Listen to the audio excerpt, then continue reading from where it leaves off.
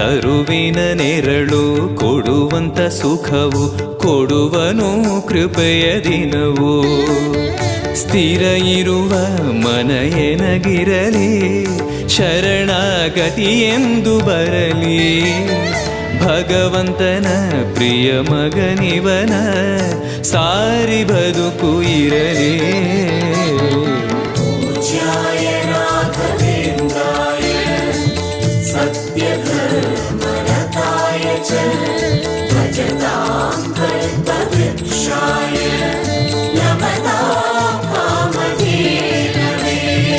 ಆಲಯವೆಂದರೆ ಮಂತ್ರಾಲಯವೇ ಬೇರೆ ನಾ ಅರಿಯಲಾರೆ.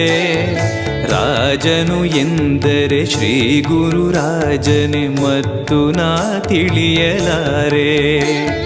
ಆಲಯವೆಂದರೆ